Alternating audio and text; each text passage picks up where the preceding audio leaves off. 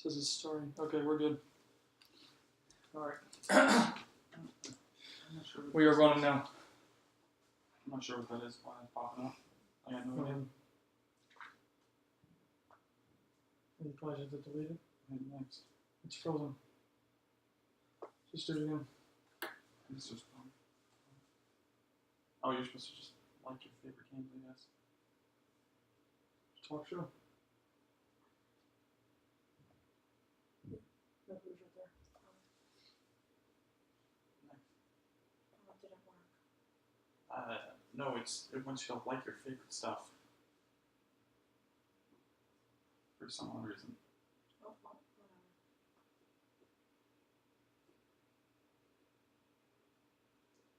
whatever. All right, so I'm here to search. Oh, whoops, sorry. I was trying to click that. Sign Out Sports. Oh, what is it from? Sign Out Sports. Oh. There, yep. So we're live now. All right. So I think we're ready to do this. I know. I'm just kidding. We have 2 views. All right, so we're live. So Alright. go ahead. So, welcome to the Next Level Football Show. I'm Mariana Ortega. I'll be your host. And I'm joined with two former Next Level football players, Kyle and Mitchell Wilson. Hey guys, so we're going to be talking today all about the U.S. national team and their failure to reach the World Cup. So we're going to let Mariana get us started here with the first topic. Alright, so everybody knows U.S. men's team did not make the World Cup. And so they lost against Trinidad 2-1. Do we consider this a tragedy? I don't know. Kyle, what do you think? So, tragedy. Look, I'm a U.S. soccer fan and a big believer in the United States for soccer, and I want it to succeed.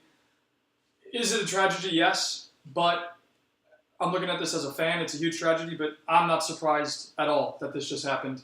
We've had the same players for 9 years. Is it 9 years? Almost. It's 2009, so almost 9 years. So it's not surprising to me, and I think this needs to be the catalyst for change. So that's really what I'm thinking here. Mitchell, what do you think? Look, I'm going to be honest. He said he's a fan of the U.S. men's national team. For me, I'm no longer a fan, simply because there's a few things here. For like he said, they basically had the same players for 9 years. So to me, they've just straight up plateaued. Now, do I want them to succeed? Absolutely, I want them to succeed. But they've taken no steps forward, and for me, they've taken so many steps backwards that we're really starting to see how far we are not going, if that makes sense, right? So we're kind of going, we kind of hit our pinnacle, and then we just stayed. We just flattened, and probably even went down a little bit too. I mean, you go back 9 years ago, we were killing Costa Rica, we were killing Panama, we were killing Trinidad and Tobago, and now they're all capable of beating us. Why? Because they have invested money into their youth development, whereas the correct way they are putting money in. We're still on this weird platform we have in the U.S. system, and sadly, it's just not a good thing. And like you said, yes, it's a tragedy, and no, I'm not shocked. Shock's a good word, isn't it? Alright, so for the viewers, if you want to let us know in your thoughts and comments, you can comment, and the last 15 minutes we'll look at some of those and see if we can answer any questions. Next thing is, do you think this is a historical moment for the U.S. soccer history in general? And, is it history or is it just a defining moment? What do you think? Well, I think I've heard a lot of things from other people, and they say this is the worst moment.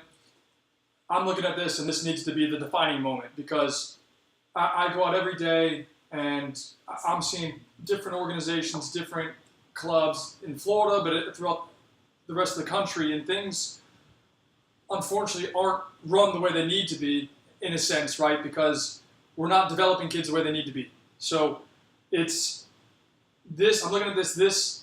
The U.S. national team not making it to the World Cup. This needs to be a defining moment for us as a country to say, look, we didn't make the World Cup. There's things now that we can do to change the circumstances. to change the course, the way we're running, and really get back on track to hopefully becoming a superpower just like we are in every other sport. So we need to take this as a defining moment, not use it as the worst moment, but make it something that can be positive and look for change to really push us in the right direction. So I hope this is that platform. Oh yeah, I mean for me it's probably the best thing that can happen to U.S. soccer history, and here's why. Because we have been so far behind every other system in Europe that we haven't produced a top-class player. Now I know you guys are thinking, well, what about Pulisic? Well, think about it. Did America develop Pulisic? Some people say they play a part. Sure, they played a part. Think about it. His dad really developed him from his young age, and his dad is what? Isn't he Croatian? Something like that, right? And that's in where? Europe. And then when he was about 13, that's when he first went off to Europe, right? Yeah, 13.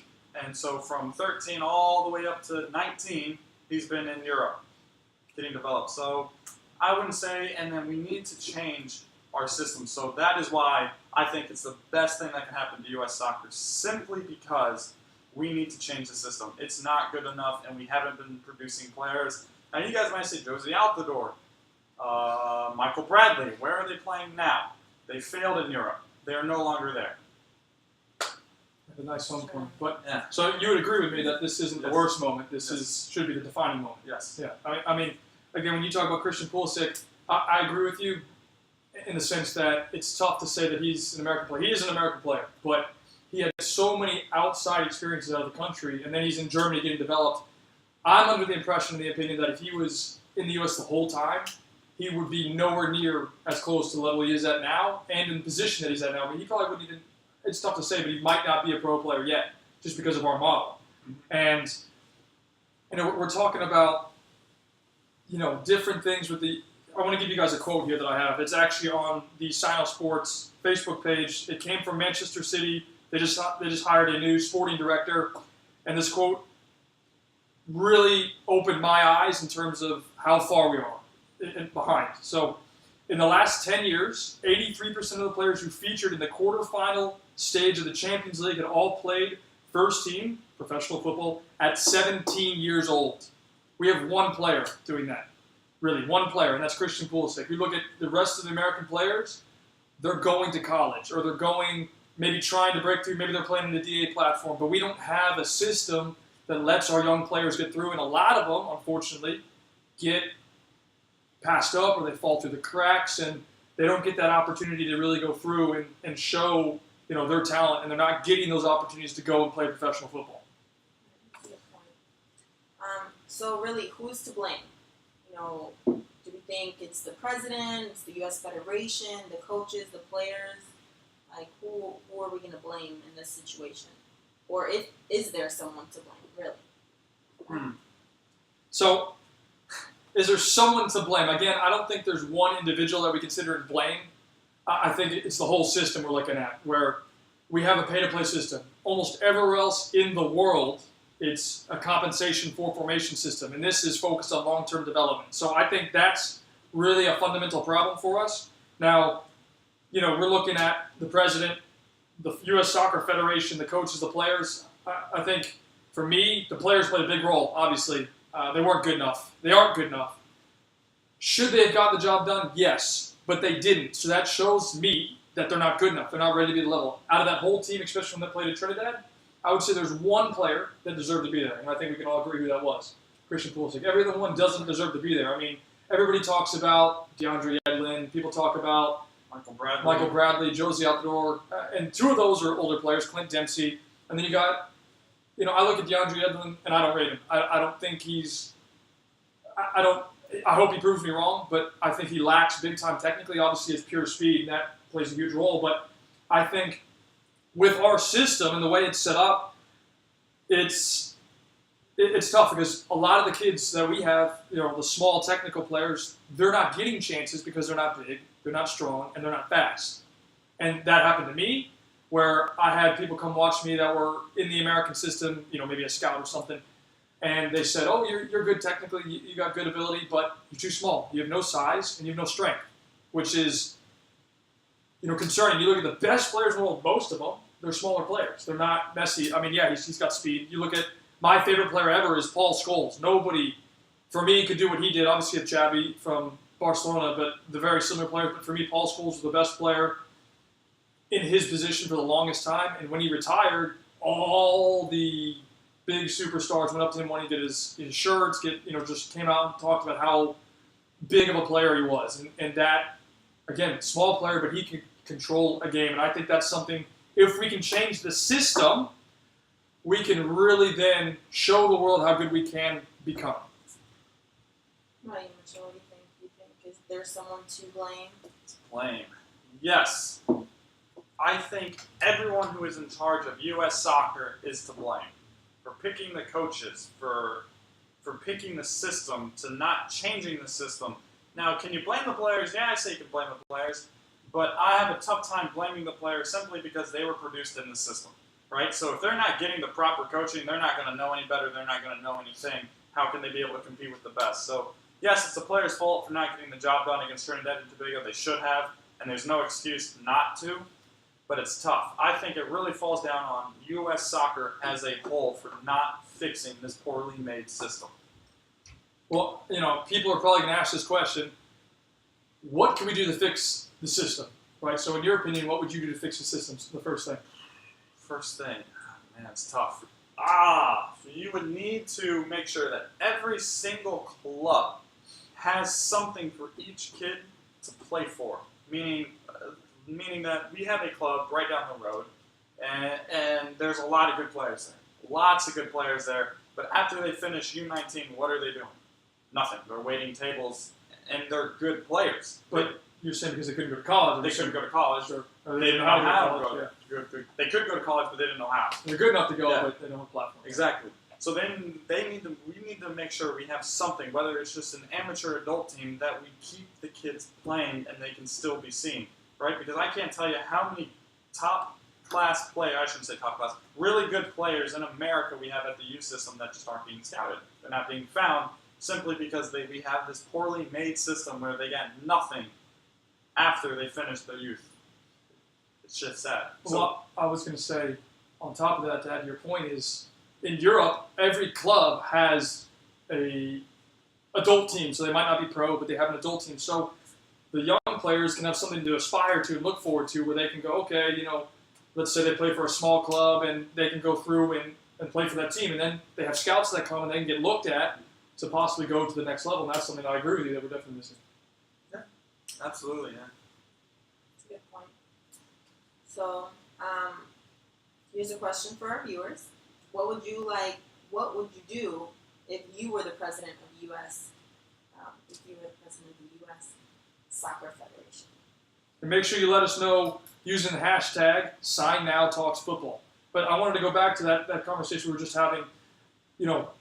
I would love to see, and this is going to be really hard to implement, for us to change the pay-to-play model. Everywhere here you have to pay to go to a club, and I want to try and educate people on the difference between pay-to-play and the compensation for formation model. So when we talk about compensation for formation, essentially what happens is the club, the training, everything is free. It's paid for by the club. Because if that player or players can become a professional, that club will make more money potentially in the long run. So they'll end up making money in the back end, where here you have to pay everything up front. Parents have to spend a lot of money. They're technically investing in their kid to try and become, a professional player or go to college and get a scholarship. And that seems to be the goal for a lot of people. And I think that hurts us, because now the pressure is on the kids and on the family, because now you go to games. I mean, we go to games all the time, and this is probably happening in a lot more places around the world, but there's a lot more pressure on kids in terms of performing well, because their parents are spending money. They want their kids to do well and try and play professional, and not every kid's going to have the aspiration to do that or be able to do that. So if we have a model that's centered around player development and not paying for the development, where it's the clubs take care of everything. So really what has to happen is a individual with, unfortunately, money has to come in and say, look, I'm going to take care of this. You're looking at probably a 7-year project, at least, where you take care of all the funding, but then when the players start getting produced and reaching the next level, you're going to end up making a lot of money. And I'll give you an example, and this is how big it can get. So at Olympic Lyonnais, we have a good friend there who is now the U16 coach of their academy, and they have over 45 players playing in the top 5 leagues around, the top 5 leagues in the world. So you're talking about La Liga, you're talking about the Premier League, you're talking about Ligue 1, you're talking about Serie A, you're talking about the Bundesliga. And their model is simply focused around the development of soccer players, because when they produce one player, they sell him, they now get a transfer fee, and then when he signs a contract, they get a compensation for formation fee based on a different amount of variables, but it's long-term development. And when we start having something like that, where the pressure is kind of off, we can actually, I think, see actual growth. Now, you're going to talk about a good bit of money up front and everything, but that's how every other country works. There's somebody that owns the organization, or maybe there's shareholders or something, and they're paying for this. But then once the money starts getting returned, they're no longer paying for it. It's being put back into their system. I don't know if anybody else has any thoughts on that, but No, yeah, I mean, he's absolutely right. Look, he touched on this a little bit. A big problem is, here in America, parents want kids to go to college more than they want them to go to professional. Now, that's not a bad thing, but it is at the same time, right? If we go over to Europe, you're looking at the kids who wants to play soccer professionally. They're not interested in college. That's not what's going to happen. They're going to start playing at 16 when they're in high school, right? So let me say that again. When they're in high school, they're going to be playing professional soccer, right? So when they get out of high school in America, guess what they're doing? They're going to college at 18. Then when do they get out of college? About 22, 23, sometimes 21. And guess what they're then doing now? Playing professional soccer. But guess what? That's too late, right? So if we look at this, Jack Wilshere, at the age of 16, played at the Camp Nou in a Champions League match in the quarterfinals at 16. Do we have that here in America? No. That's the problem, right? So we got to get away from college. Now, if your kid has no aspiration to play professional soccer, absolutely, college is the perfect route. I'm not saying get rid of college. Keep college, because there's going to be kids who want to keep playing soccer but not play professional, so college would be perfect for them. But we got to push away the kids who want to play professional from going to college. Now, if for whatever reason professional doesn't work out, then they go to college, right? So keep the college system. It's perfect for kids who can no longer play college, or don't have can no longer play professional, or don't have an aspiration to play professional. So we need to push that away and start focusing on developing players to play professional, not to play college. That's the problem, a big one. And it would be so much easier to do that now, just because you can take online classes. So if your child wants to go to college but wants to play professional, I mean, it may not take them 4 years to graduate, but they could still be taking classes as they're playing professional soccer. Sure. So I think I just want to make sure this is clear with everybody that's watching, that we're not saying education is not important. In fact, education is the most important thing. However, there are going to be kids, young players, that want to try and play professional. In my opinion, I think everybody else is here, we don't want to stunt that opportunity for our kids, because if they have a dream and it's something they want to realize, why stop them? And I think a lot of kids, maybe they don't get the opportunity, and that definitely happens. And then there's also things that are out of their control, somebody else's influence or something that stops them. And there are many professional players that obviously are not playing professional, but they're getting an education. And Chiellini, who is a Italian national team player, he just got his master's degree, because he had enough time that he was playing professional, and he just graduated. So, there's definitely opportunities to keep going. And the other point I was going to add to that is, we need players to start getting looked at younger. Yeah. I think we can talk about the DA, and I think the DA is a good platform. It's a good starting point. It's not perfect. And it tries to replicate the European model. We have U.S. scouts that come to the game, but we don't have a lot of pro scouts, I don't think, that come out and watch players and then say, hey, look, we want to sign you for these academies. I mean, we're looking at this, and if you go to Europe, young players are always getting picked up. I mean, we can talk about, you said Jack Wilshere, Paul Pogba, Martial, Rashford, Mbappe, Neymar, Messi. All these guys started when they're younger. And again, I'm going to get back to this quote. 83% of the players who featured in the quarterfinal stage of the Champions League had all played professional first-team football at 17. So that's a huge thing that we don't have, and that's going to stop us from reaching the next level or reaching the pinnacle of the world's game. And those are things that definitely need to change. And adding on to that real quick, we went to this place called Mount Verde Academy down here in Florida. It's basically a sporting academy, right? And they told us that they would have MLS scouts come look at their kid before they were 18. And they said that 18 is too young. Think about that. 18 is too young, but meanwhile, Jack Wilshere is playing in the Champions League at 16. How is 18 too young, but Jack Wilshere is able to play at 16? That doesn't make any sense. So we need to change our thinking here in America to realize that younger players can do it. It's not about size. It's not about speed. It's not about strength. It's about how good you are with the ball at your feet and how quickly you can think. We talk about Verratti, right? I mean, Oh, yeah. when he's playing, he's like this. He's like this. He's like this. He's always looking. Those are things that, again, our kids are missing. But, you know,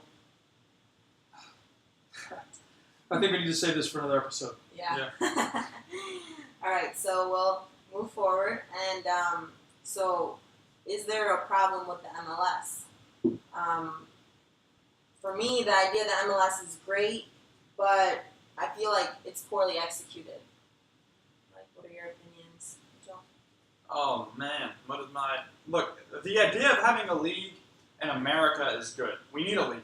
But the MLS is so poorly executed. It's a tragedy. It's so bad. I mean, think about it, right?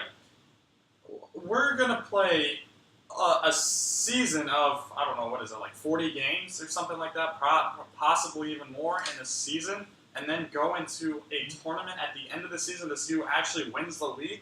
Why even have the league in the first place? That doesn't make sense to me. Now, keep the MLS Cup. I'm not saying get rid of it, but here's what you do. Ready? So you keep the league. Whoever finishes on top, number one, all throughout whatever 38 plus games, whatever it is, whoever wins the league, then have that tournament afterwards of the top five, and that's something else for them to win. And you fix the problem. There's a better league already. Now, why don't we have relegation and promotion? That blows my mind, people. Like, where's the thought process in that? Why would we not have relegation and promotion? Now we're reducing opportunity for younger people, kids who should have made it, to not make it now because we don't have promotion and relegation. They can't climb up the ladder. There is no ladder. Hello? What are we doing? Are you done? No. I mean, look at us, right? We were both former next level players. We could be playing in America if we had a ladder to climb up, but there is no ladder. We can't even. It's just honestly mind blowing to me that we can't figure out a way to get people that we missed that are good players up. Listen, Jamie Vardy, where did he start? He was playing non-league football or soccer, and now he's on the England national team. He won the Premier League. Hello? We're missing those players, people. It's like, well, what are we doing? How can we not put two and two together? Okay, England's doing it. France is doing it. Why are we not doing it in America? Every other country that is good at football. Every other country that's good. But let's not do it in America because we're smarter than them, right? No, that's just... Well, I think it's because you have to pay a lot of money to have an MLS, franchise. I don't know if franchise is the right word, but MLS club. You got to pay a lot of money for an MLS club. So it's like, so you don't necessarily have to pay that if there's a promotion and relegation, right? I mean, did Huddersfield Town have to pay the Premier League to first join the Premier League this season? No, they just promoted all the way up. Well, I think. Are you done? I don't think you're done. Yeah, I'm done. Go ahead. Okay, so you can come back into it. But what I was going to say is the thing for me, everything Mitchell said, I agree with. But the other side of that is, I think a lot of the players that are in the MLS, the quality's not there. So we have a good friend of ours that's a head coach of a pro team of a futsal club in Belgium, and they have a mutual friend who's actually playing in the MLS. And here's a really funny story for you guys. He couldn't play Division I in Belgium, couldn't play Division II in Belgium, couldn't start Division III in Belgium. So, right there, that's a huge concern. But he's now a big player in the MLS. But again, let's recap this. Couldn't play Division I Belgium. He wasn't on a Belgian Division I team. Wasn't on a Division II team. Was on a Division III team and couldn't start. He couldn't get a game. He's playing reserves, right? And Coach Walter was telling us about how he talked to them about coming back, and he's like, no, I'm not coming back. I wouldn't play. I wouldn't play Division I. I wouldn't play Division II. He's like, I wouldn't even get in a starting team of Division III. And that, to me, was a huge red flag that says, hello, do you guys not recognize, or are we as a nation, are we not recognizing this systemic problem, how our players just aren't good enough? So the MLS has a good base, which I agree with. But when the focus is, I guess, on the wrong thing, because this guy's he's not fast, but he's big and strong, then that is hurting our growth as a country, as a soccer country. We have some of the best athletes in the game for almost every other sport. I get it. But you don't have to be the best athlete to be the best soccer player. It doesn't work like that. You have to be able to technically be very good, tactically be very good, mentally be very, very good. And those are the things that we, as a country, are really lacking in those three things. Physically, we're okay. Definitely, we're okay. Now, we might not have the best athletes. I mean, imagine if LeBron James was a soccer player. I mean, who knows? That could be great. It could be bad. I don't know. But, we're missing that kind of stuff. And it's a cultural thing. It's a systematic thing. And if we don't find solutions, we're going to remain in the same cycle. So MLS has its own role to play. I like the MLS. I like the idea of the MLS. But we need to get to a point where we can start changing, the whole U.S. soccer and getting things to work the way we need to. If we're going to, I guess the question is, we have to figure out as a country, what do we want to do? And for me, I want us to be the best, just like we are in every other sport. So, the reason that we're so there's a ladder. When you get to college football, people are looking at you to play in the NFL. Yeah. Like when you get to college basketball, people are looking at you so you can play in the NBA. Yeah. So why don't we have that in soccer? Well, because no one comes watches from the MLS when you're in college. Well, they do, but it's not many. But what I was going to say, the college system is, for soccer, that's not the right pathway. No. That's the issue. Right. So the season's too crammed. It's not year round, and here's the thing about the college system.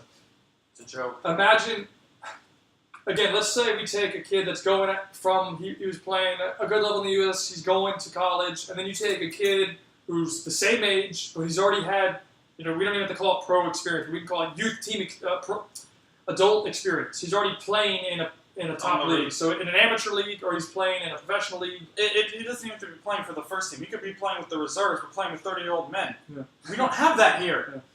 Yeah. So you're talking about college system. I think Division I, you can't be older than 23 or 24. So again, you're missing on that older experience. Division II, you can have players, and I'm talking about the top college division. But in Division II, you can have older players, but there's a whole other issue with that. And in Division III, they have their own separate rules. So the whole thing is very complicated. It's complex, and it's very hard to maneuver as a soccer player because you get so little time to train.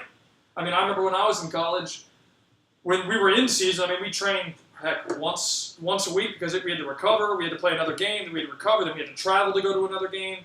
And so there was really no time to practice and get developing.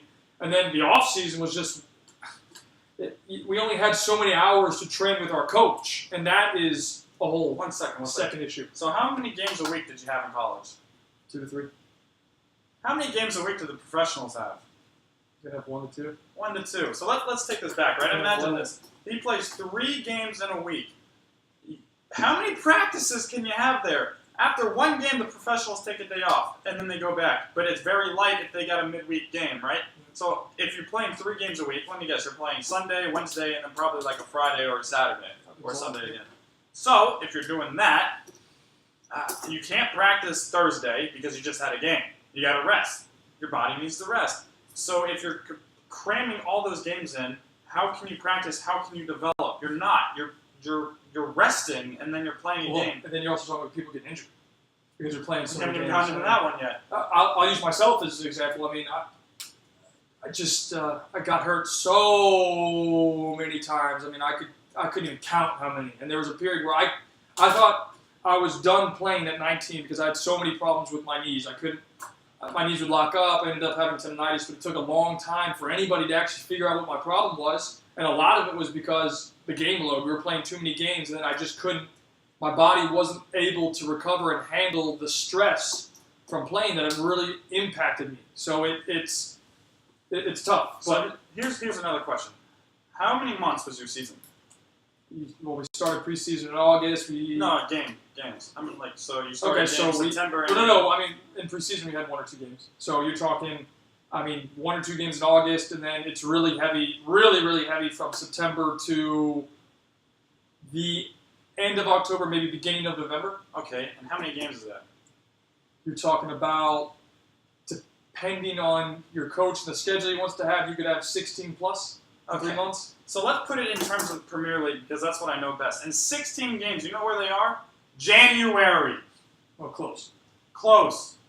Where is he in 16 games in college? October. Starting in September. Hello? What are we doing? We're killing our literally we are killing our players, and we're not understanding. We can't grasp this concept that it's impossible to keep developing players because the college system just doesn't work. It just doesn't work. Well, I'm we're sorry. hopefully going to be changing it, but Hopefully. and then it still might not be good enough because, again, systematically we're still behind. But again, we have a whole other show specifically for college, so we don't want to give away too much. Oh, but I want to go back to players not being good enough. Oh, I'm not done yet. Hold up. In the MLS, players are not good enough. I remember we were listening to this radio talk show, right? There was this guy from, I think it was New York City FC. He called in, and the dude who was hosting the radio talk show goes, "Yeah, what's your problem? What do you think you need to work on?" He goes, "His technical ability. Oh yeah. Playing professional soccer needs to work on his technical ability." Arsene Wenger, there's a great quote from him. You get your technical ability from the age of 7 to 14. Meanwhile, this guy's playing professional soccer. He's in his 20s. He needs to work on his technical ability. Hello? If I'm the coach or if I'm the president of that club, I hear that, you're out.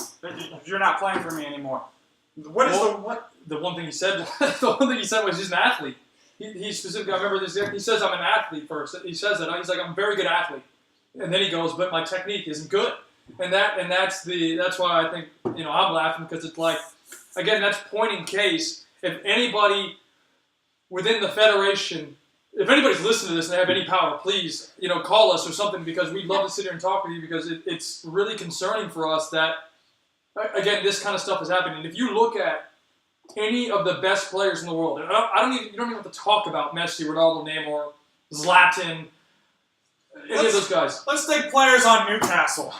I mean, let's look at John Joe Shelby. I bet you bring him into the MLS, he's going to be the best player here. I guarantee it. Is he the best player in England? Heck no! Not even close. He's a very good player, don't get me wrong. Very, very good player. He can pass, but is he the best? No. The thing is he's not consistent. Not consistent. But would he be consistent in the MLS? I Well, guarantee you'll see. it. I guarantee he You'll would. see. It's the whole. It's just funny. I mean, this is why we wanted to do a talk show like this because people always come up to us and they're asking us questions about what should they do with their kid or what should they do with where should they take their kid, what should they be doing, and I think this hopefully will help open people's eyes and help us kind of share our insight and things that we've seen over the years and within the American model and with other models around the world because Mitchell and I, we were developed in a French system. So we got all those experiences and I didn't even want to share this today, but I'm going to share it. So I was the first ever kid to go on trial with a French club called Olympique Lyonnais. We were talking about it earlier. I was 14 years old. This was my first ever experience with a international club. And I was so shocked at the difference between what we do in America versus what they do, right? My dad wasn't even allowed to come watch me practice.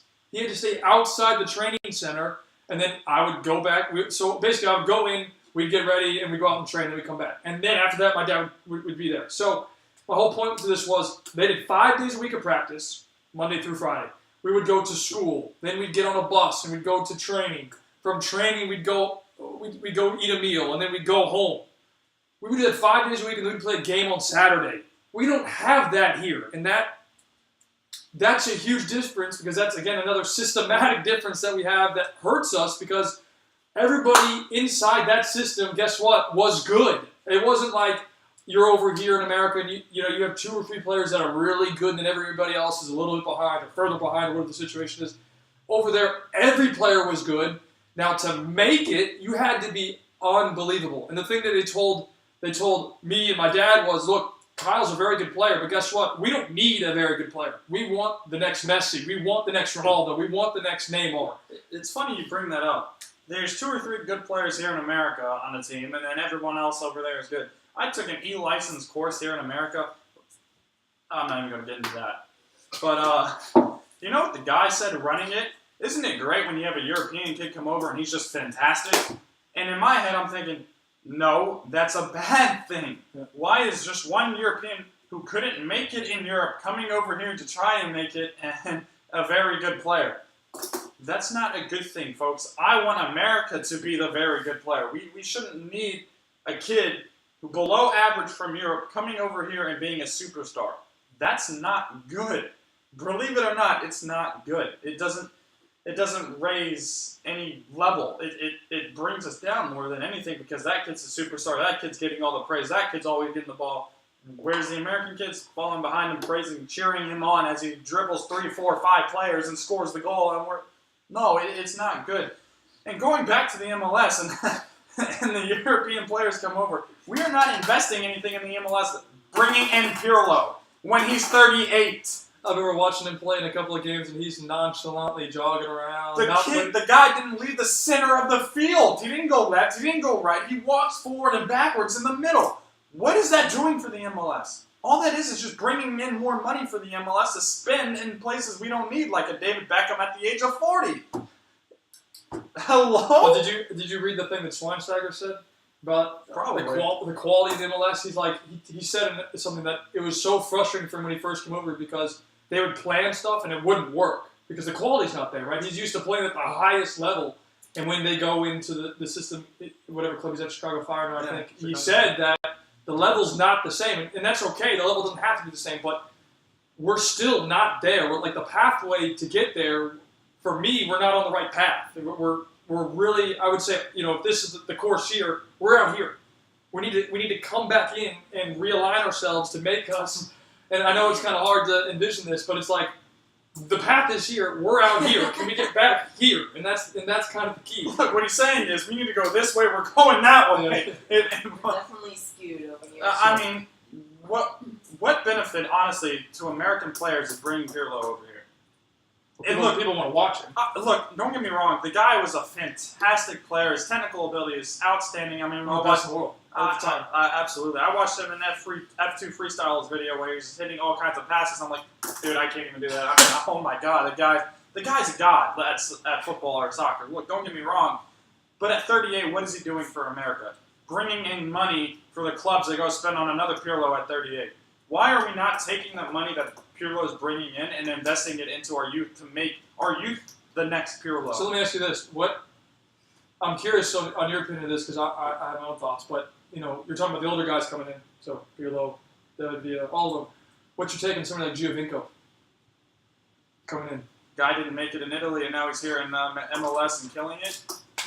Look.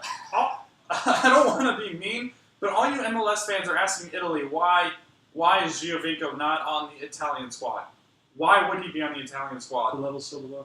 I I mean, just with that story that I gave about the guy from Belgium, couldn't make it Division 1, couldn't make it Division 2, can't start Division 3. And yet he's starting.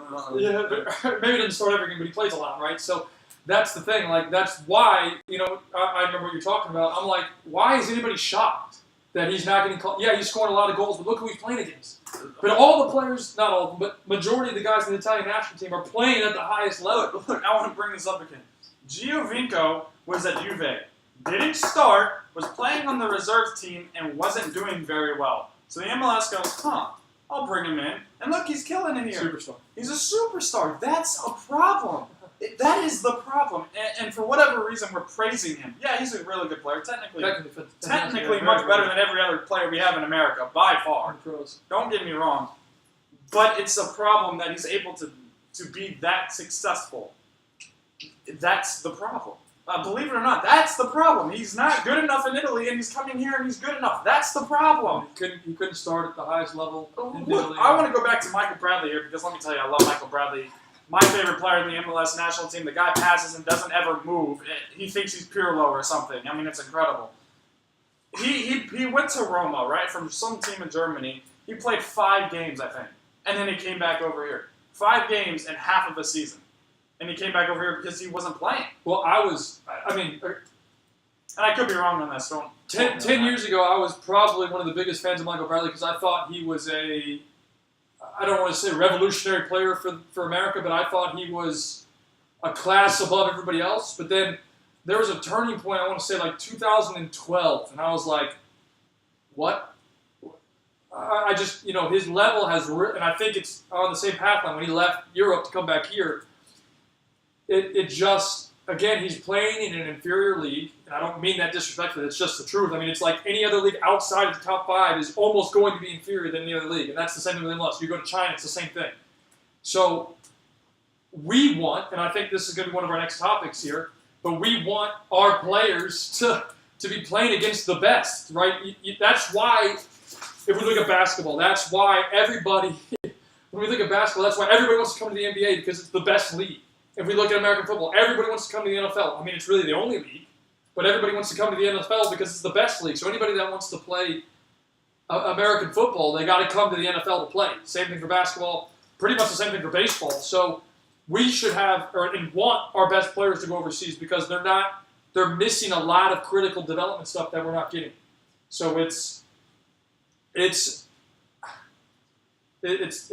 difficult. I mean, and I don't want us to go too off course here because we're kind of getting crunched on this, but I want us to really focus. We were supposed to be here, but now we're going Yeah, to we're But hold on. Before we come back over here, I want to keep going over here for 1 second. Simply because he said something about China, right? So let's take the Chinese league. Who are they putting money into? Oscar, Paulinho, except he just moved. But before he moved to Barcelona, Paulinho, Hulk, those kinds of players.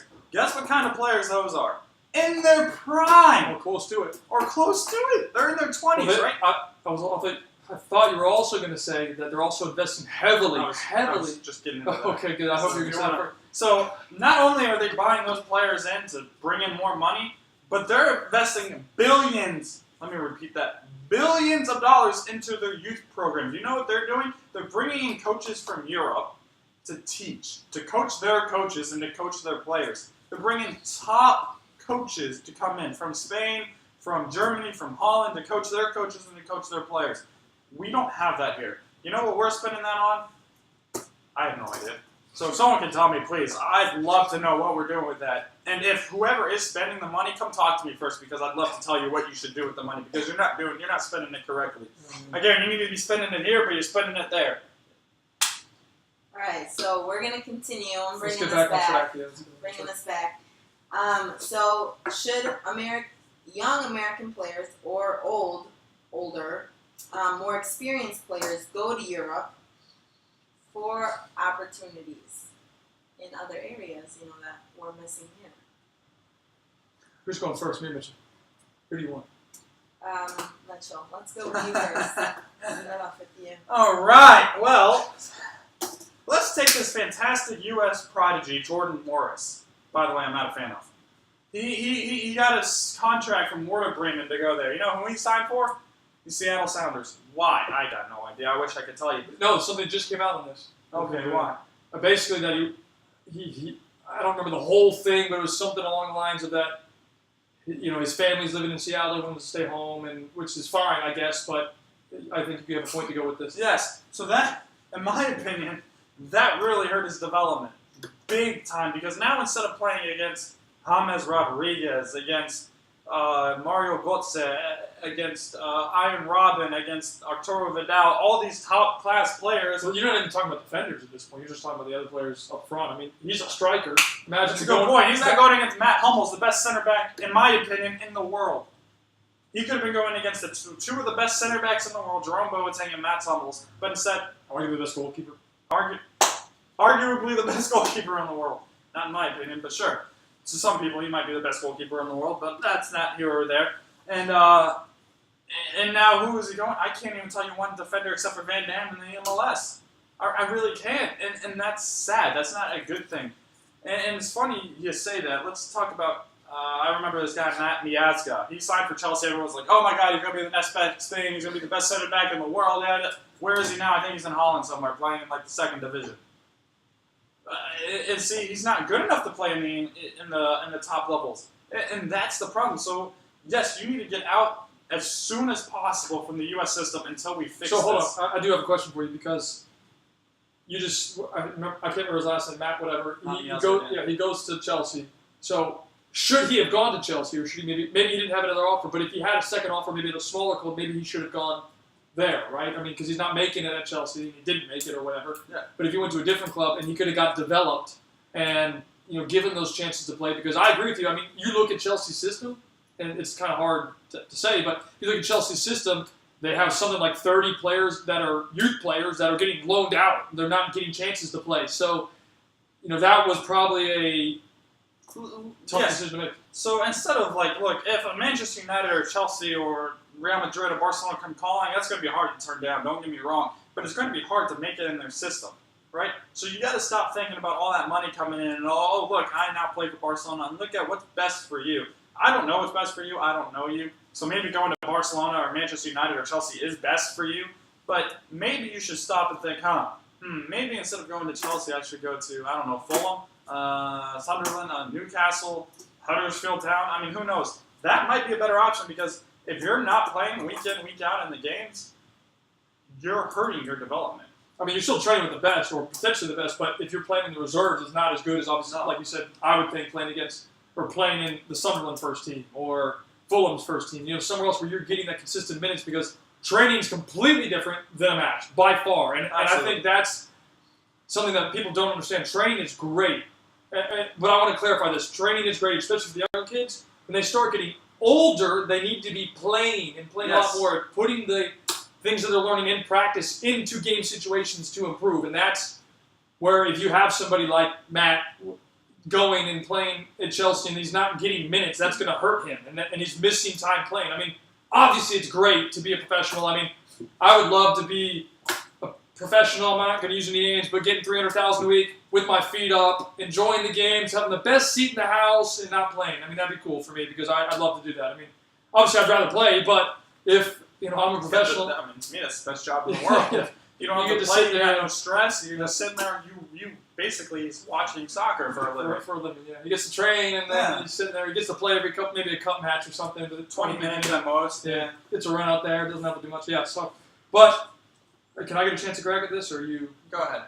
So, yeah, absolutely. Our players need, in my opinion, and I'm sure Mitchell's, need to go to Europe because I think, as we can see with somebody like Christian Pulisic, he got a whole bunch of experiences outside the country. And I don't know if anybody knows this. If you've read his blueprint, you probably do. But he got to go to La Masia 3 times. And if you know what La Masia is, or even if you don't, it's Barcelona's famed academy. And they're #1 in the world for player development, by the way. So you're getting, Christian at the time, he's getting these experiences going to the best academy in the world 3 times, 3 separate occasions. Now,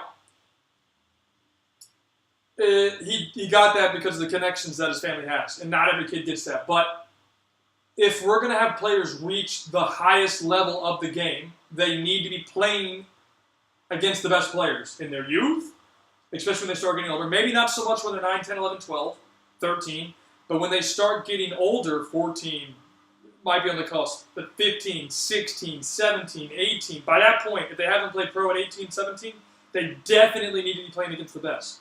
But we don't have that. I mean, we're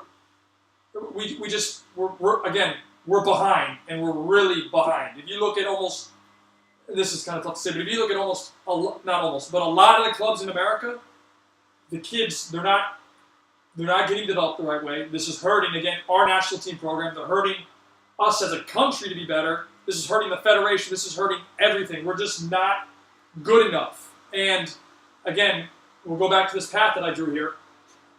Right? We're supposed to be here, going this way, but we're out here again. And the pathway needs to be relined here. We need to have a refocused curriculum that goes to everybody, and I think that's a big miss. and show what the development is. And just to clarify for anybody that's watching that doesn't know us, we develop players because we have recognized, especially here where we live, that players don't get developed. They are missing the developmental phases they needed. The first one, I guess everybody can figure this out by now, starts with a T, it's technique.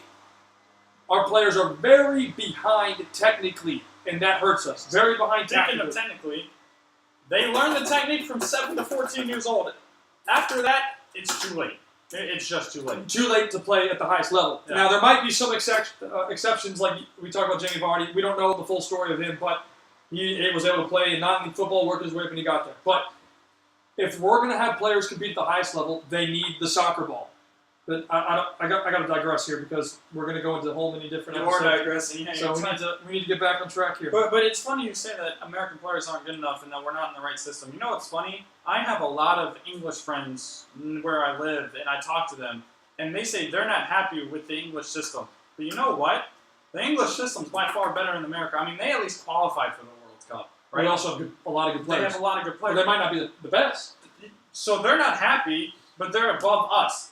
And so that's telling me something, right? If they're not happy, but they still smack us any day of the week, that's a problem. I mean, we're so far behind.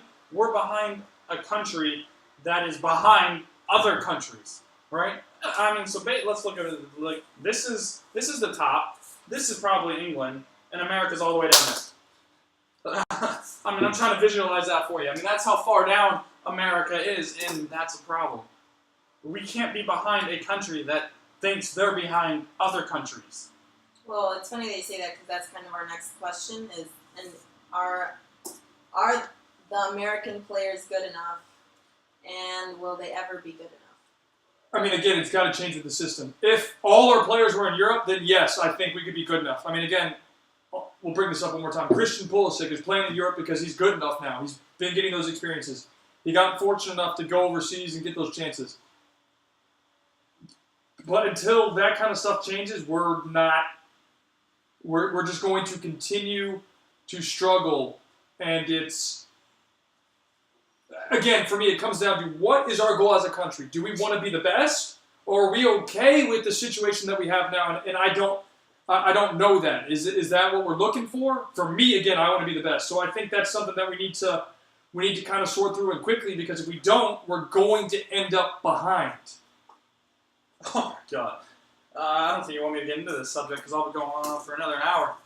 American That's why I players promised good so. enough? No. No. Will they ever be good enough? If we keep going like this, no. I mean, I'm going to put this into perspective with you, right? I used to coach at a team here at a club, local club. Not the best club, not the worst club.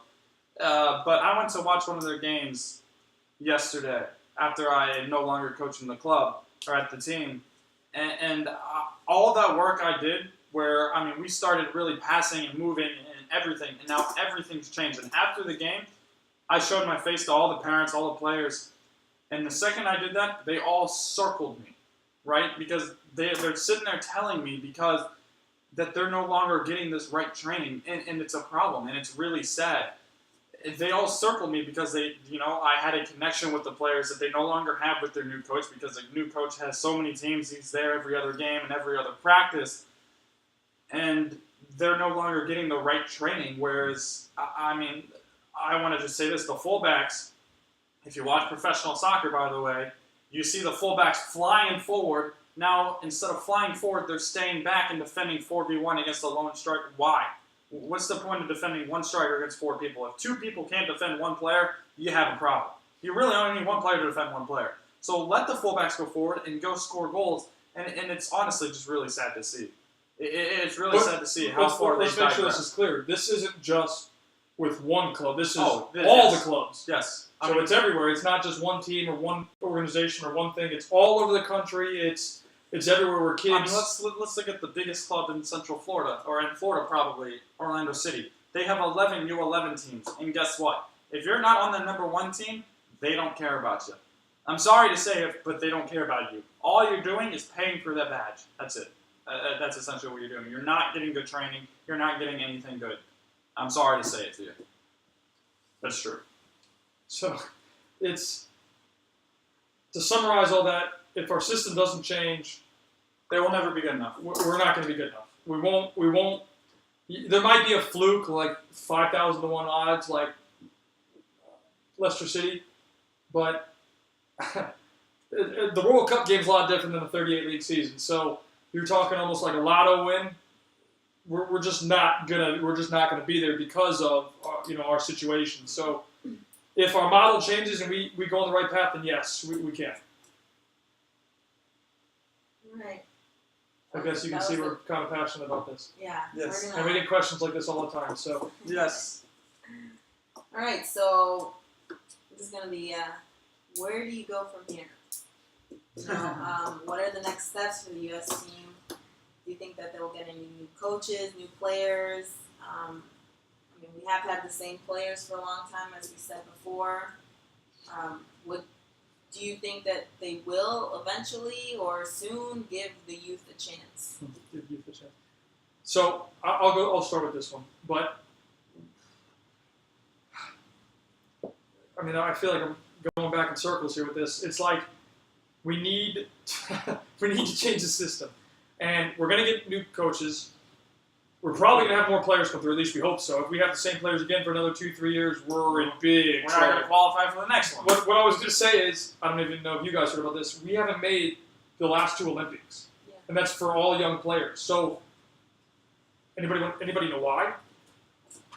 We just talked about it. We're not good enough. So I was going to say, it's pretty it's, obvious. Isn't it? if we're not making the Olympics, and that's a tournament basically to breed the next next generation of players coming through to the national team or the top national team, that's again a systemic problem. And people are going to say that. I heard some things that people said. This was kind of a fluke, right? Okay, yes, it's a fluke. We didn't make the World Cup. It's a fluke. It maybe shouldn't have happened, but guess what? It did, and that's the issue. Now we can't look at this as a fluke again. This needs to be a defining moment for U.S. soccer to change everything. Like I said, it's probably the best thing to happen to U.S. soccer because hopefully it'll make everyone's eyes open up and see what we need to do. Sorry. So it's the next step is if we can make this again our defining moment, we can start changing the system, working together as a country to make things the way they should be. We can start having a little bit more success. New coaches obviously will be coming through. Bruce Arena just quit or resigned, and there should be some other changes hopefully happening. But again, with the players, if we don't have a change with the players, we're going to have an issue because I think you told me yesterday or somebody told me that the average age of that roster was 30 years old, especially on the bench. They had one player under the age of 30, and it's like, well, what? It's shocking that we had one player under the age of 30 for the Trinidad game, and that. Hello? It's really frustrating as again, we're fans of the game, we're fans of the sport here, we want the sport to grow, but it's not growing the right way, and we need to start, again, developing our youth kids the right way so they can start getting pushed through the system the right way and they can start taking chances. And I'm really I'm honestly very, very concerned, I don't know if you guys are, but that things are not going to change and go the right way, the way they need to go. And then we're going to be in this same vicious cycle of just not being good enough. We'll have those heartbreaks, and we might not have an issue of missing a World Cup again. But I want to talk about one thing, and this is about the last World Cup, right? Everybody was so happy, so excited that we got to the round of 16. We played Belgium, and everybody's like, oh my God, we could have beat Belgium.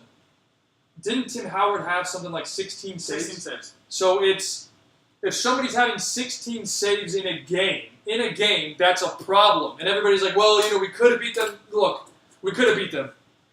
We're still not good enough. If we played that Belgian team now, we would have a huge, huge problem. I mean, that Belgian team is absolute just fire. I mean, they're that good. If you watch them play, they have so many quality players. Belgium right now is in this really awesome period where they're able to transition. I would say they're developing top players. Eden Hazard. I mean, Batshuayi's at Chelsea's not playing as much. My 2 favorite defenders in the world right now are Out of It Held and Vertonghen, and they're both at Tottenham.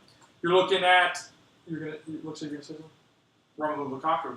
Oh, Lukaku, yeah. You got Benteke. I mean, there's plenty of players that are coming through. I mean, that team is Courtois. I mean, that team is very good, and they're only going to get better. Now, the other thing I wanted to bring up is I don't know how many people watched the Confederations Cup that happened this past summer. Germany, they won the Confederations Cup. They brought their B and C to I'd even say C and D. I mean, sure. And they won. They brought, you could say B, we'll just call it B to D team. B, C, and D team. They won the Confederations Cup with their B, C, and D team. They took their normal players, their starters from their national team and said, you're going to have the summer off so we can get ready for the World Cup next summer.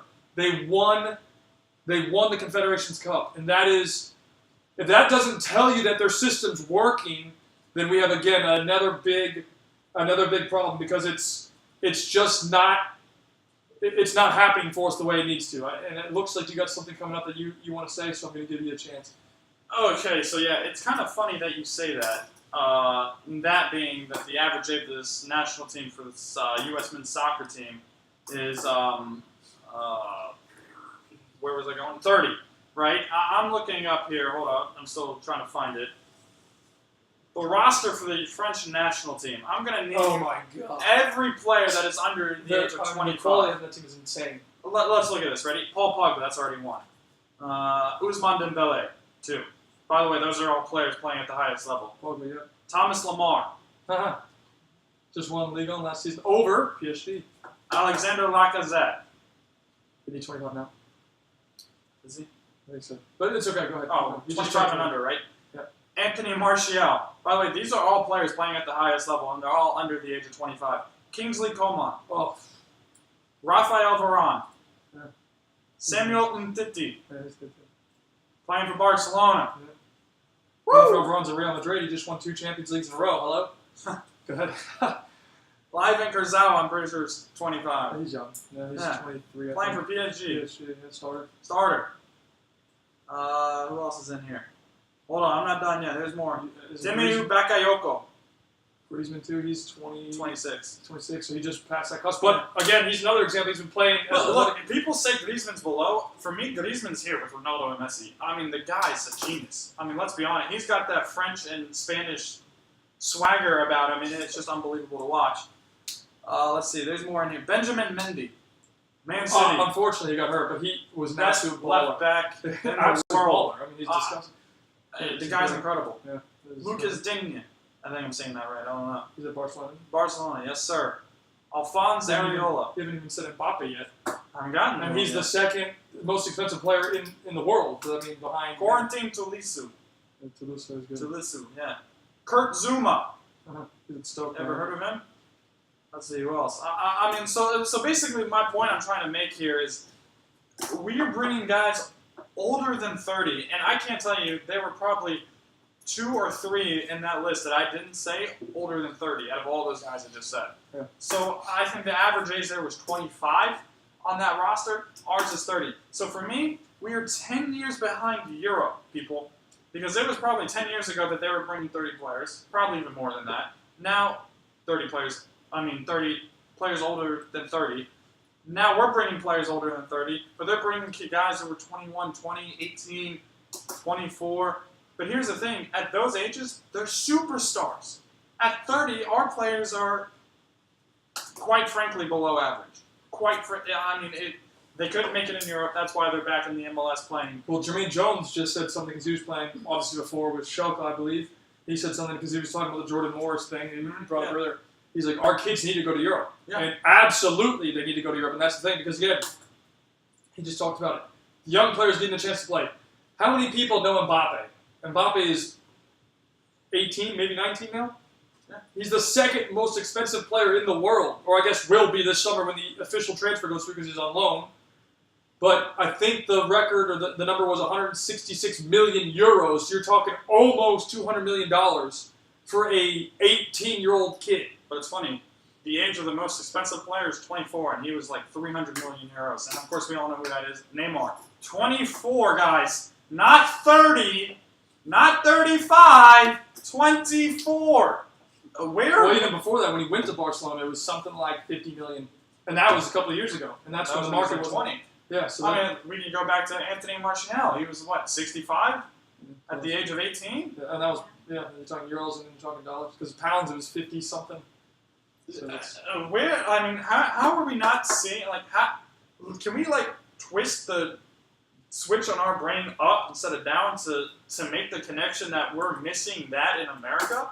Can that happen, please? Because we're so far behind Europe. It's incredible to see. Like I said, we are by far 10 years behind Europe. look, we're getting close on time here because we're already almost an hour over, and obviously we're very passionate about this. But I do have a question for Mariana because she's here and she's not a super fan, so to speak, like Mitchell and I. We're not. Mitchell and I follow soccer religiously. In fact, soccer is the only sport that Mitchell and I follow outside of futsal. So I don't. So as a fan, right? You're a fan of soccer. You don't watch it as much as I do or Mitchell does. But what is your take on the, for example, the U.S. national team and their failure? I mean, you're looking at this. You watched the World Cup. I mean, you were in Colombia when you watched the last one. You're from America, and you're a normal person. You watch other sports too. What is your take on this? I just think it's sad that United States being such a I don't want to say expensive, but like the country in general has so much money, and like we've evolutionized so much as a country compared to some countries, and we have so much money in so many sports, including soccer, and we still don't seem to be able to make it to World Cup.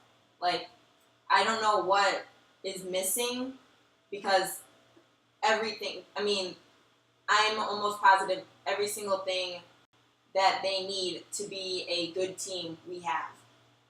Like, it's the amount of money that they have to spend on the team is outrageous, and I don't understand how having everything and you still can't beat a team, not that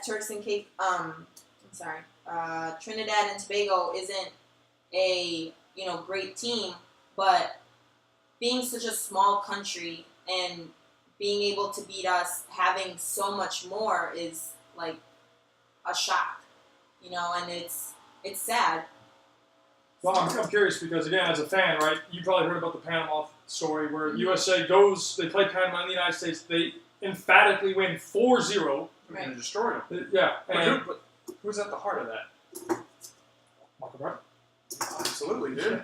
No, Christian Pulisic. But what I was going to say is everybody was so ramped up because they're like, oh my God, we just beat Panama. I follow soccer religiously, and I don't know one Panamanian player. So, and again, I don't mean that in a disrespectful fashion to Panama. I'm just saying it's like, our best players are making millions of dollars in the MLS, and we can't beat Panama. We beat Panama, and everybody's so excited about it and how we emphatically beat them. We beat a country that is so much smaller than us. They don't have the same infrastructure as us. They don't have the same quality as us. The same amount of money. And it's like, I didn't watch the game, and everybody's talking about how great we did and how we're back on track, and I'm How like, amazing Pulisic is and Josie Alba. and I'm just Michael like, Bradley. you're playing a smaller country that, again, doesn't have the same stuff, and we beat them. We should beat them. And then we have this, I'm guessing everybody's going into this game against Trinidad, and they're like, oh, walk through. We have whatever it was, like a 93% chance, because even if they lost, like they did, there had to be so many other things that had to go wrong, which did. Like Honduras beating Yeah, and then had to beat Mexico. Yeah, and Costa Rica, Panama beat Costa Rica, Yeah, right? Or Panama something like beat that. So Costa it's Rica. like, there's so many things that went wrong, but we didn't get the job done. We have these millionaire players, and I don't know if you saw the pictures. You see those pictures of, it was Bradley, and I think. Oh yeah, them they couldn't getting walk carried. through water. I get it. Look, you're a professional. You want your stuff to be dry and everything, but like, come on. You can't walk through water or find a way around. You got to be carried over. You know what's funny that we haven't even touched on yet? The excuses the players came up with. Have you seen those yet? About how the pitch is too wet. Oh, it's not. We can't go to Panama and win. It's too windy. Yeah. I mean, Taylor Twellman said it, Belgium went to Bosnia and Herzegovina and beat them and played on a cow patch. But we're going to complain about, I mean, that looked like a good field to me. I would have played on it. Yeah, I mean, we're going to complain about that, but Belgium can go to Bosnia and Herzegovina and beat them on a cow patch? Yeah. So look, there's still a lot of things that we want to discuss, but we're obviously running out of time, and we want to get to you guys and try and answer any questions or share any comments that you have. And we still will announce the winner for the one-on-one private training. So we're going to go ahead and get that. Can you pull up the comments? Look, I just got one quick question for U.S. Soccer. I read probably about a few months ago that we had $1 billion to invest in U.S. youth system. Where did that money go?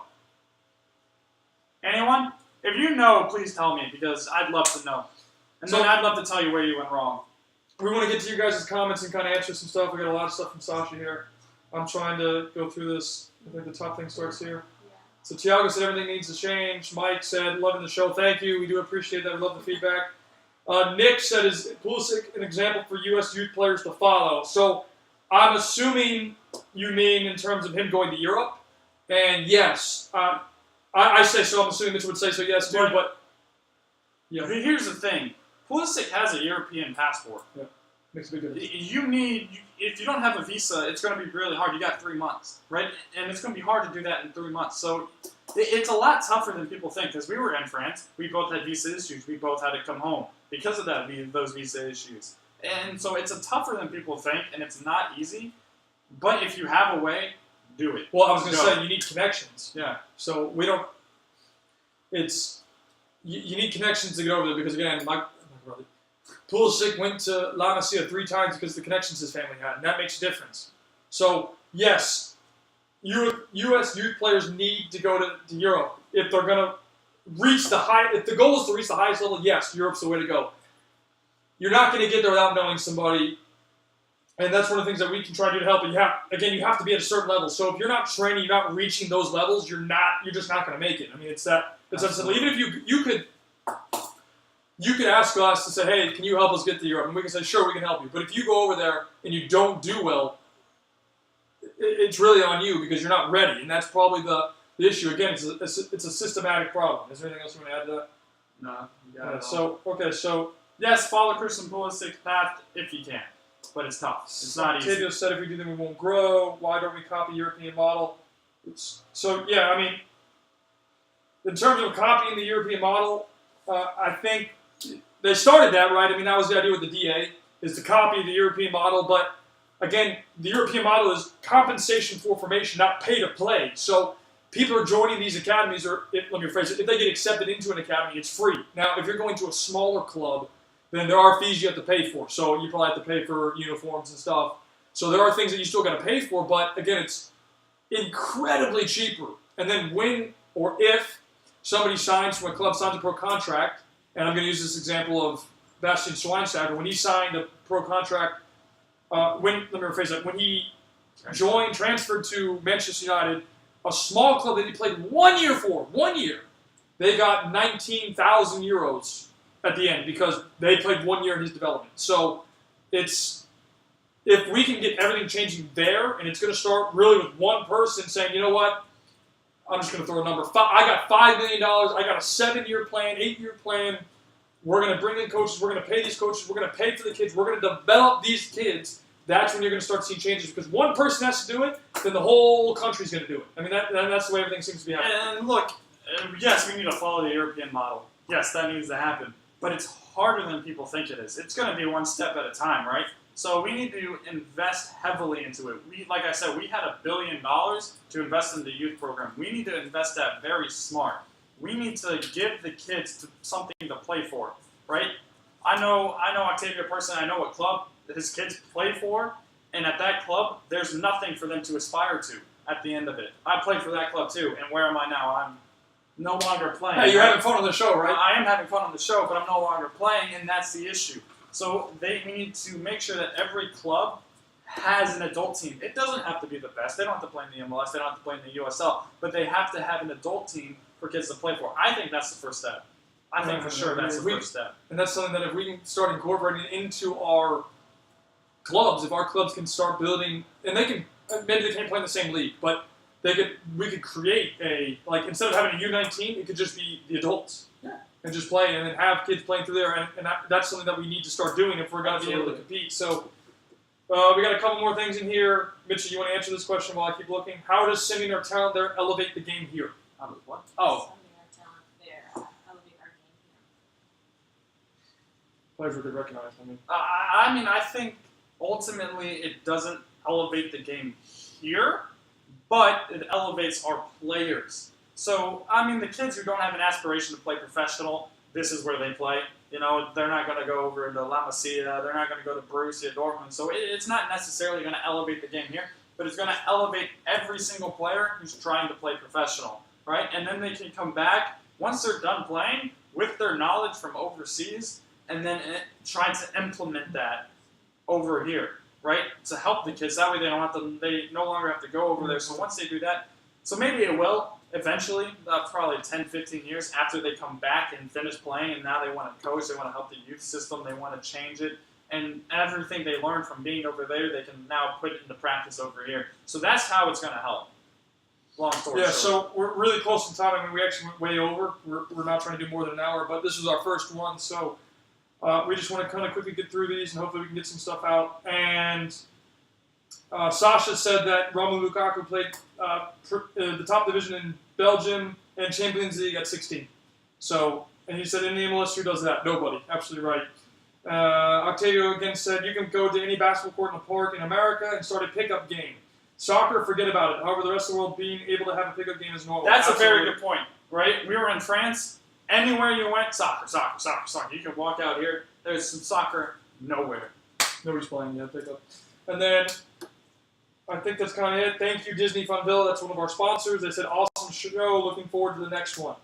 And we're looking at this here in terms of the winners, or winner, I should say, for the hashtag Sign Now Talks Football goes to Octavio for his awesome comment in terms of talking about how he would like to see, if he was the president, having the DA coaches be only college, I believe it was college and or professional players. So that is definitely a good step, but we need to make sure that we can start changing the whole system. And anything else you want to add to that, really, based on his comment for what he would do as a...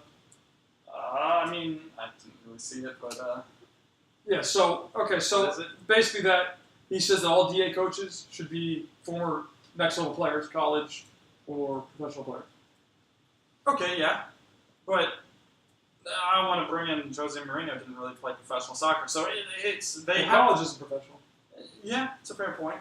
But they also need to have knowledge of the game, right? Oh, for sure. So not every player is going to be a good coach. That doesn't happen. So you need to have the knowledge and you need to have the understanding, the right coaching from a coach, a very good coach. Yeah. Which is why Jose Mourinho is so good. He's learned from the best. So to summarize all this for us is, again, it sucks the United States will not be in the World Cup. We're going to miss out on all the parties and stuff here that happen, all the great events. But this needs to be the defining moment because we need to look at this as a positive light. So we want to take this as a positive takeaway. Positive light. If we can start doing the changes that we need, we will get results. It's not going to happen overnight. It's going to take years. But we can at least start, and I think Mitchell and I agree on the fact that if we can start with getting an adult team in for almost every club, if not all of them, then we can start having a platform for kids to believe in. And guess what? We can have scouts. We can have MLS scouts, professional scouts from Europe. We can have national team scouts coming to watch these games because there's a lot of players that are getting passed up because they're not playing. And another thing we need to do is MLS, you need to stop being selfish and stop thinking about yourself and put in the promotion relegation. Stop taking money, put it in the promotion and relegation. Please, that's going to help us so much. It really is. I would love to see it. I mean, it would be exciting. That would create teams to have to worry about something, right? Well, and like you said because that was the first thing that I thought of is, I don't like the supporter shield thing. Make them the league champion. Oh, yeah. You can keep the MLS Cup the same format. Just make that a separate tournament. It's a whole separate thing. You make it whatever it is. I think it's the 6 teams that get seeded go on. Use it, fine. But make the team that wins the league deserve the champion. Yeah, just like in any other country. And then add the excitement because then you can have a huge thing about how they won the league. And then you can say, okay, now we have the MLS Cup. These are the 6 best teams. And this it reminds you of the FA Cup or And Become then you defaults. I mean, here's the problem with not having promotion or relegation. A team can go 0 in however many games they play and not have to worry about a damn thing. They're gonna, sorry for my French, they're gonna be in the league next season. They won't have to. They could go 0-0 and 85 losses and still be in the MLS next season. That's a problem. That is a serious problem. So, just a couple of wrap-up things to finish with. Octavio, awesome comment. Thank you. And we will not have a show next Monday at 11 a.m. We might do it on Wednesday, or we'll just skip a week. So we'll let everybody know on Facebook and Instagram and Twitter. So keep an eye out for that. And Thank you so much for thanks for tuning your in. time. Yeah, thanks for your time tuning in. I hope you guys enjoyed it. This is our first take on it. We really enjoyed it. And I So make think sure you come back and check us out. Yeah. So again, We'll post that. we won't have a show next Monday. It might be that Wednesday. What is that Wednesday? That is a Wednesday the 25th. We will definitely have a show on the 30th. So we look forward to seeing you guys there. Thanks for your time. I hope you enjoyed it. And please keep your comments, questions, and things coming. You can find us on Twitter. You can find us on Facebook. You can find us on Instagram. For Facebook and Instagram, it's @SignOutSports. On Twitter, it's the @THENLFS.